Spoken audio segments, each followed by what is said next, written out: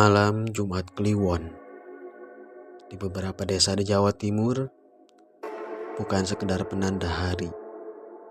Malam ini dipercaya sebagai waktu ketika sesuatu yang lama kembali bergerak.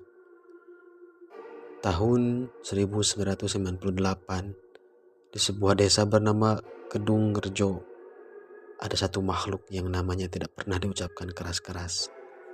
Warga menyebutnya si Ijo. Cerita ini bukan dongeng, bukan karangan. Ini adalah pengakuan langsung dari seorang warga yang masih hidup sampai hari ini. Dia melihatnya, dia mencium baunya, dan dia tahu apa yang terjadi kalau si Ijo ini lapar. Dengarkan cerita ini sampai selesai karena bisa jadi di tempat kalian tinggal sekarang, bau lumpur itu juga pernah lewat. Nama saya Bayu. Saya cerita ini bukan buat cari sensasi, juga bukan untuk minta dipercaya. Tapi apa yang saya alami di desa Kedung Rejo tahun 1998 itu nyata. Dan sampai sekarang, kejadian itu masih terbayang. Saya lahir dan besar di desa ini. Rumah saya dekat rawa, sekitar 100 meter jaraknya.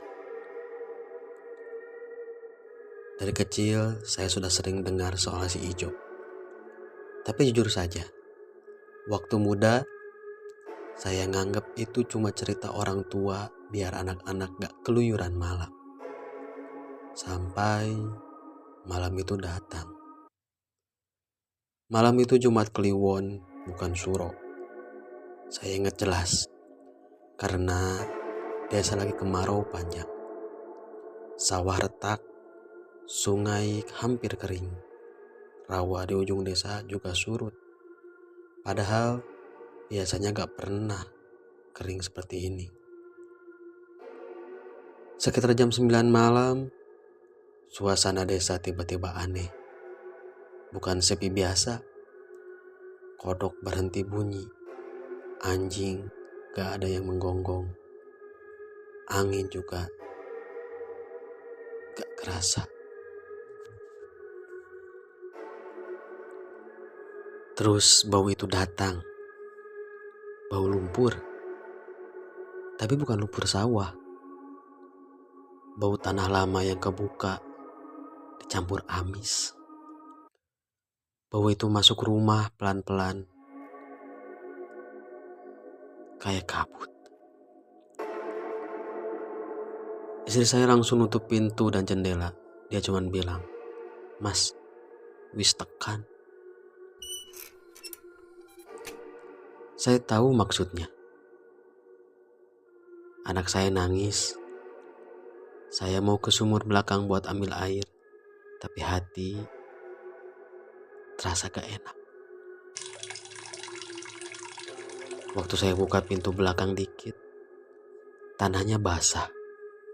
Padahal udah berminggu-minggu gak hujan. Saya coba arahkan senter ke bawah.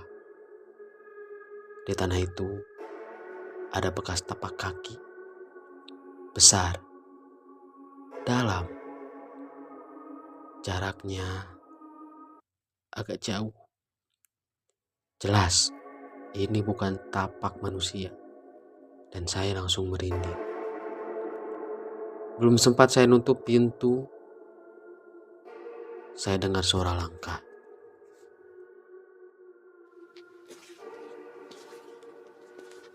Langkahnya pelan tapi berat.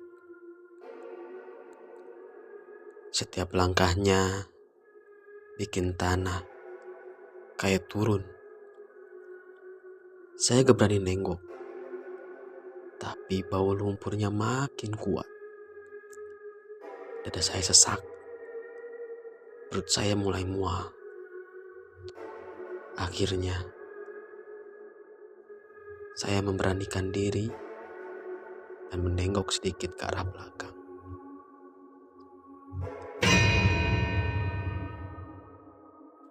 Dan pertama Yang saya lihat itu perutnya besar, hijau gelap, berlendir seperti gunungan lumpur hidup.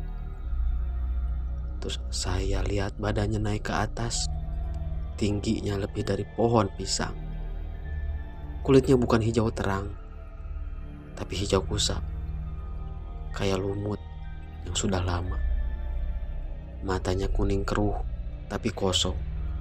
Gak ada emosi, yang ada ekspresi lapar.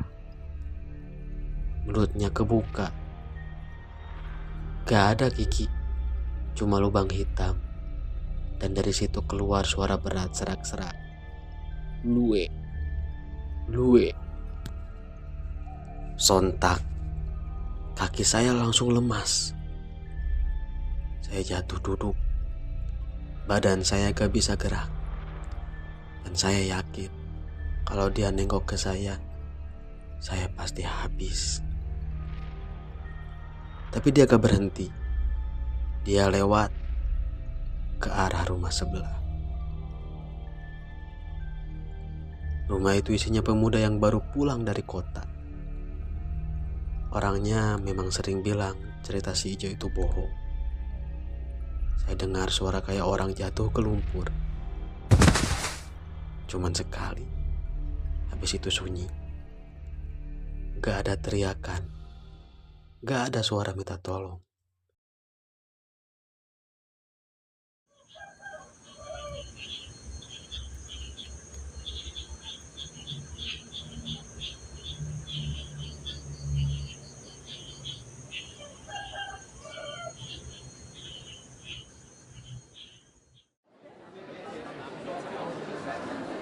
Besok paginya, saya dengar kabar rumah itu tiba-tiba kosong. Rumah yang malam dihampiri oleh si Ijo itu tiba-tiba kosong. Orangnya hilang. Di belakang rumahnya ada tanah ambles, penuh lumpur hijau dan masih bau. Kami lapor ke perangkat desa dan datang orang kecamatan. Tapi ceritanya dipotong, dibilang orang itu pergi sendiri. Dan semenjak kejadian itu, rawa yang tadinya kering tiba-tiba jadi penuh lagi. Orang-orang tua bilang, si Ijo sudah diberi makan.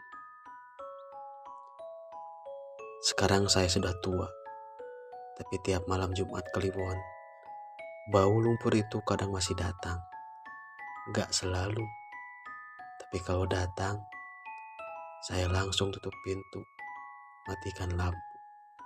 Karena saya tahu, dia belum pergi. Dia cuma nunggu, dan kalau rawa itu kering lagi, berarti dia lapar.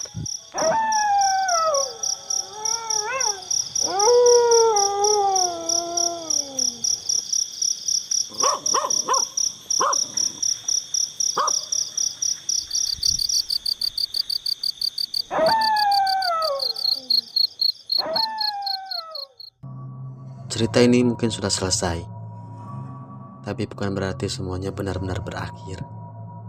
Di banyak desa, masih ada kisah yang tidak pernah ditulis, tidak pernah dilaporkan, hanya disimpan oleh orang-orang yang memilih diam.